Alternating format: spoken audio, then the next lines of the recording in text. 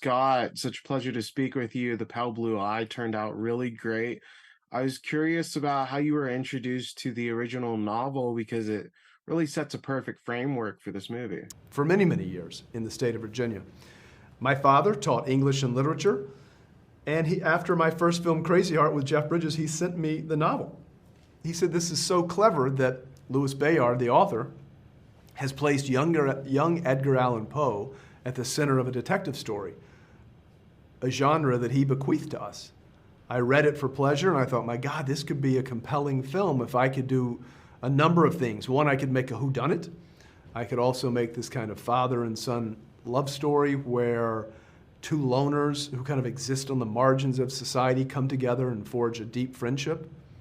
And then thirdly, I could make an Edgar Allan Poe origin story, because we all are entrenched with this notion of who Edgar Allan Poe was when he wrote The Raven and Telltale Heart and Murder in the Rue Morgue. But this is a film before that era. This is when he was still in his formative stages and was just starting to write poetry and just starting to write fiction. So what I'm saying is that the 2 hours that take place in this narrative motivate young Poe to become the writer he ultimately became. I thought Harry was so great as Poe, and I love how he's sort of like the Watson in this movie, and he's sending him out on doing the task for the detective. What did you like most about that dynamic? Because Harry and Christian just work so well together. Well, I think Harry Melling is a revelation. We all know what a incredibly skilled actor Christian Bale is, and he gives yet another very restrained and moving performance. But what he sees in young Poe is someone that perhaps maybe he wishes that he could be, someone who's warm and witty and humorous and open to these kind of poetic and romantic musings, someone who's a great companion and who's so filled with life, who hasn't experienced all of the tragedy and loss that someone like Christian Bale's character has experienced. That's one thing. And then secondly, just as a director, to have two actors who bring two very different performances in the same frame is really compelling. One, in Christian, as I mentioned, who's quite restrained and quite observant. And then you have Harry Melling, who is open to flourishes and who can hardly keep whatever thoughts that are coursing through his head from verbalizing.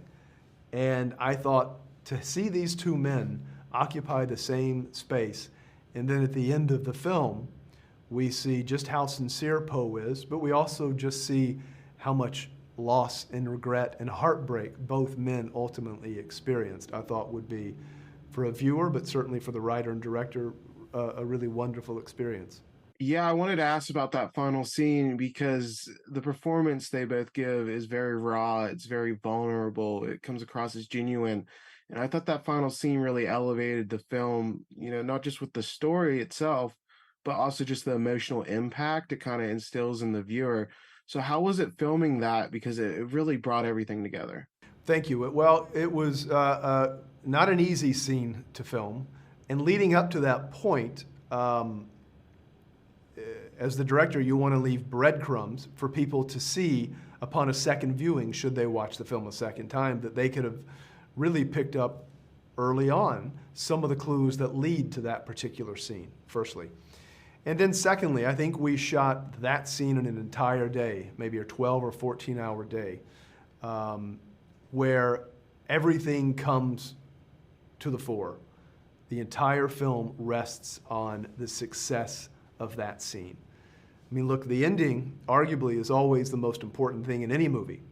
It's the last thing the viewer will think about. Everything has been building to that particular moment. And if the endings don't work, well, then the film is not going to work. Whether the film has wonderful performances, production design, you've created a great tone, aesthetic world, everything has to come together emotionally, has to come together psychologically, it has to come together in ways that feels honest. And I hope that you felt that it did.